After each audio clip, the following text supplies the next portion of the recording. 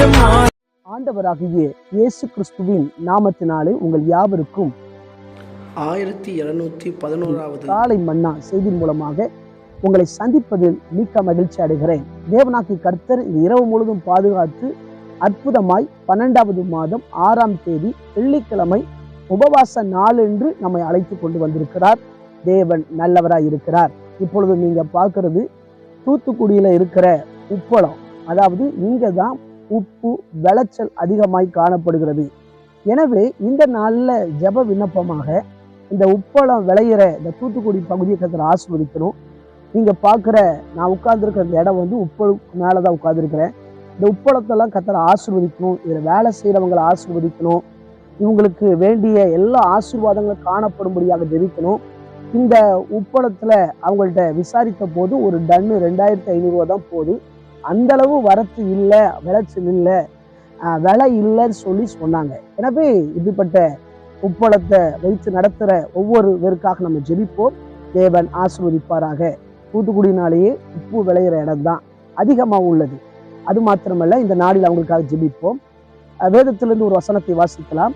மத்திய எழுதின சுவிசேஷம் 5ஆம் அதிகாரம் 13வது வசனம். நீங்கள் பூமிக்கு உப்பாய் இருக்கிறீர்கள். உப்பானது சாரமற்று போனால் எதினால் சாரமாக்கப்படும்? வெளியே கொட்டப்படுவதற்கும் மனுஷரால் விதிக்கப்படுவதற்குமே ஒழிய வேறு ஒன்றுக்கும் உதவாது.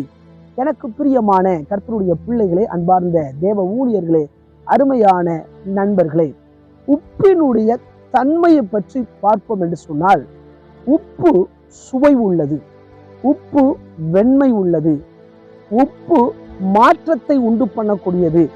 நம்முடைய ஆகாரத்துல உப்பு கொஞ்சமா போட்டாலும் பெரிய அளவுக்கு மாற்றம் உண்டாகும். எனவே உப்பை யூஸ் பண்ணாம எந்த பொருளும் செய்ய முடியாது. ஒரு பழமொழி சொல்லுவாங்க, உப்பில்லாத பண்டம் குப்பையிலே சொல்லி. நம்முடைய வாழ்க்கையில உப்பு அவ்வளவு பெரிய மாற்றத்தை உண்டு பண்ணுகிறது. உப்பு தண்ணீர்ல போட்டா எளிதாய் கரையக்கூடியதா இருக்கிறது. ஆண்டவராகிய இயேசு கிறிஸ்து சொல்கிறார், நீங்கள் பூமிக்கு உப்பாய் இருக்கிறீர்கள்.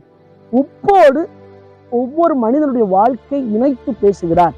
நம்முடைய வாழ்க்கையில கூட பிறருக்கு என்றைக்கும் நீங்களும் நானும் ஆசீர்வாதமாக இருக்க வேண்டும். இந்த உப்புக்கு இன்னொரு உதாரணம் கொடுக்க வேண்டும் என்று சொன்னால், உப்பு ஒரு சுவிசேஷத்துக்கு ஒப்பனையா இருக்கிறது. நாமும் பிறருக்கு இயேசுவை பற்றி சொல்லி அவர்கள் நல்ல வாழ்க்கை வாழ்வதற்கு சுவிசேஷம் என்ற உப்பை அவர்களுக்கு கொடுக்க வேண்டும். இப்படி சுவிசேஷம் அறிவித்து அவர்கள் வாழ்க்கை நல்லா இருக்கும்போது அது பிறரால் மதிக்கப்படுகிற வாழ்க்கையாய் காணப்படும். இங்கே சொல்லப்பட்டிருக்கிறது, உப்பு சாரமற்று போனால், அதாவது உப்புல சாரம் இல்லைன்னா அது வெளியே மிதிக்கப்படுவதற்கும் கொட்டப்படுவதற்கு தான் பயன்படும். ஆனா நம்முடைய ஒவ்வொருடைய வாழ்க்கையும் சாரம் உள்ளதாய், கிரியை உள்ளதாய், பிறருக்கு ஆசீர்வாதம் உள்ளதாய், நாம் சொல்லுகிற சுவிசேஷம் பிறருக்கு புரோஜனம் உள்ளதாய் காணப்பட வேண்டும்.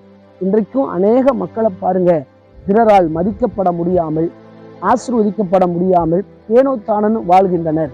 எனவே அப்பேற்பட்டவர்களுக்கு இயேசுவின் அன்பை சொல்லி அவர்களுடைய வாழ்க்கை கிரியைகள் பிறருக்கு ஆசீர்வாதமாக இருக்க நாம் அப்படி மாற்ற வேண்டும். ஆகவேதான் இயேசு சொல்கிறார், நீங்கள் பூமிக்கு உப்பாய் இருக்கிறீங்க சொல்லி.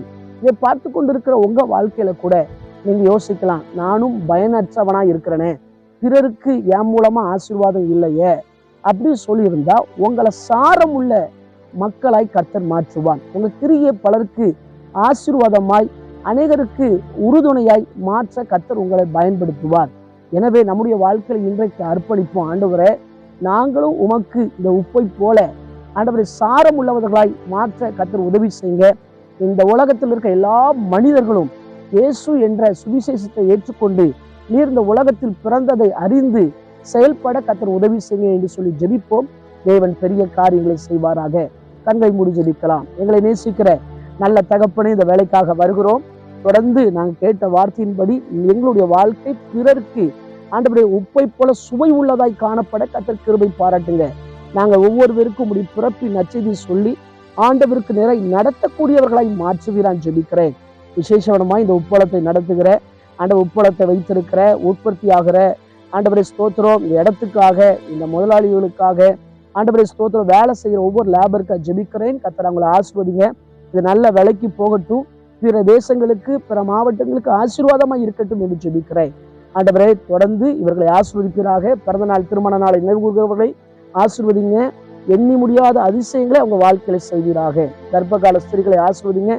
ஏற்ற வேளையில குழந்தை தாயும் பிரித்தெடுத்து ஆண்டவரே ஸ்தோத்திரப்பா, சுகமாய் இந்த உலகத்தில் ஜீவிக்க கர்த்தர் கிருபை பாராட்டுங்க. பெரிய காரியங்களை செய்வீராக. இயேசுவின் மூலம் ஜெபம் கேளும் ஜீவனுள்ள நல்ல பிதாவே, ஆமென். ஆண்டவர் சித்தமானால் மீண்டும் நாளை காலை புதிய காலை மன்னா செய்திகளை சந்திக்கிறேன். அதுவரை தேவ கிருபை தாங்குவதாக. மாரநாதா, இயேசு வருகிறார். ஆயத்தமாவோம், அனைவரை ஆயத்தப்படுத்துவோம். ஆமென். அல்லேலூயா. Praise the Lord.